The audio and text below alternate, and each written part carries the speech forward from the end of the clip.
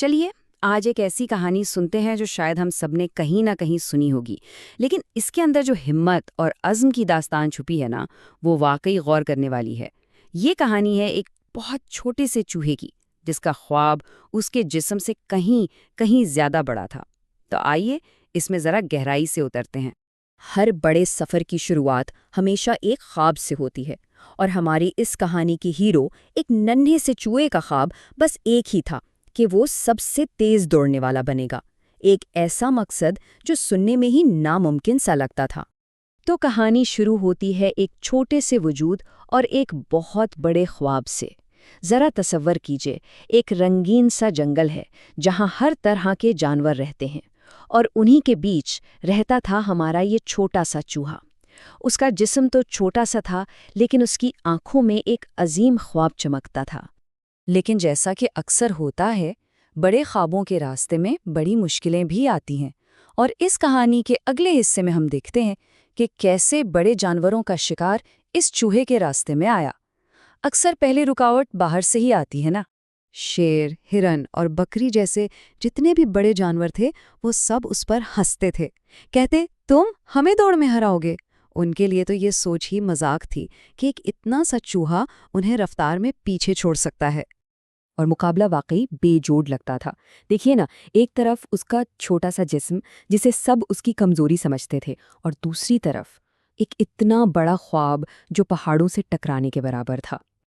लेकिन और यही इस कहानी का सबसे अहम नुक्ता है, दूसरों के मजाक और टंज के बावजूद वो चूहा कभी मायूस नहीं हुआ। बिल्कुल नहीं। उसके अंदर की हिम्मत ना बाहर की नफरत से कहीं ज्यादा मजबूत थी। उसने तनकीद का जवाब लफ्ज़ों से नहीं दिया।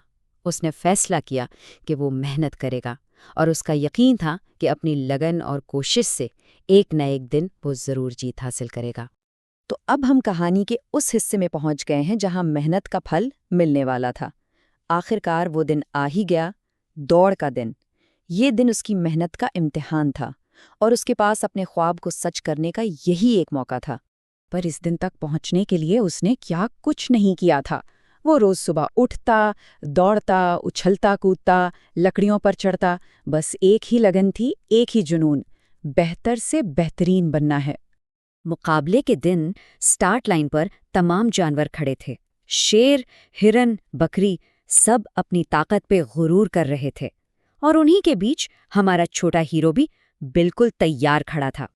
और फिर जंगल में घंटी बजी, दौड़ शुरू हो चुकी थी, हर तरफ जोश ही जोश था।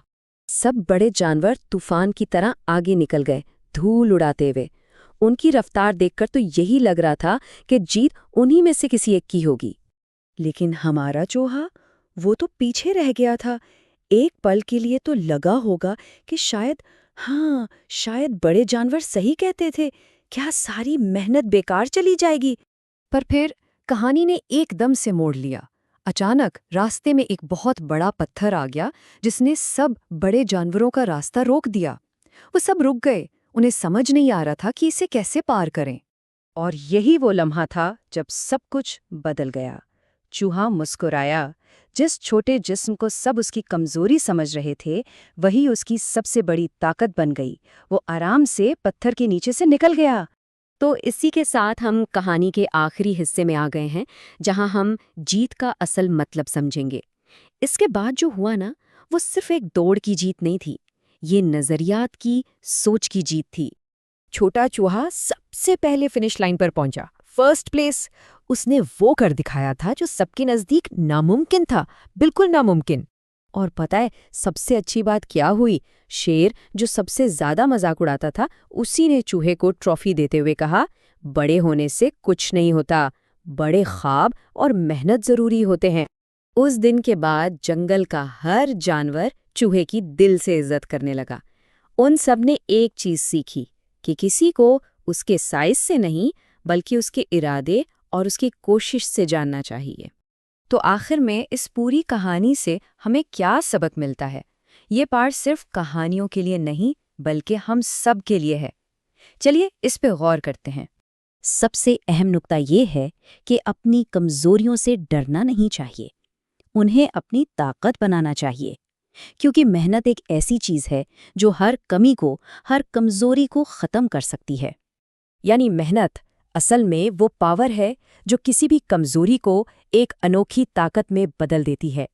जब इस नज़रिए से देखा जाए तो दुनिया में कोई भी मकसद नामुमकिन नहीं रहता। और आखिर में ये कहानी एक सवाल छोड़ जाती है, जैसे चूहे ने अपनी कमजोरी को अपनी ताकत बनाया, ऐसी कौन सी खासियत है जिसे एक इंसान अपनी सबसे बड़ी ताकत बना सकता है? इस पर सोचिएगा ज़रूर।